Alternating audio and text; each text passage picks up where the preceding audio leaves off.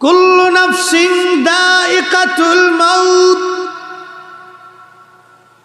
কুল্লু নফস, কুল্লু নফস, কুল্লু নফস। আপনার বাড়ির বিড়ালের কেউ মরণের স্বাদ নিতে হবে।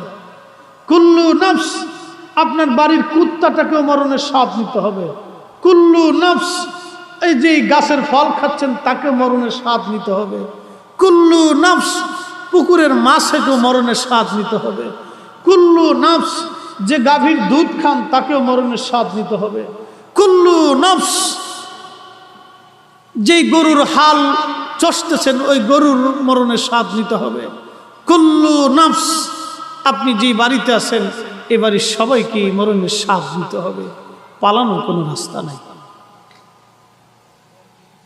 এই কথাগুলি যদি কেউ বুঝে তাহলে সে আর সুদ খাবে না। এই কথাটা যদি কেউ বুঝে তাহলে সে আর ঘুষ খাবে না। এই কথাটা যদি কেউ বুঝে তাহলে সে কারো জমিন দখল করে নেবে না। এই কথাটা যদি কেউ বুঝে তাহলে ভাই ভাইয়ের হক নষ্ট করবে না। এই কথাটা যদি বুঝে তাহলে ভাই বোনের হক নষ্ট করবে না। এই কথাটা যদি বুঝে তাহলে স্ত্রী স্বামীর হক নষ্ট করবে না।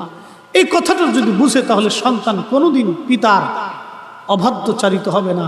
এই কথাটা যদি বুঝে তাহলে সন্তান সারা জীবন তার পিতার পা ধুয়ে গোসল করে কাপড় ধুয়ে কেসে বাবার খেদমত করবে।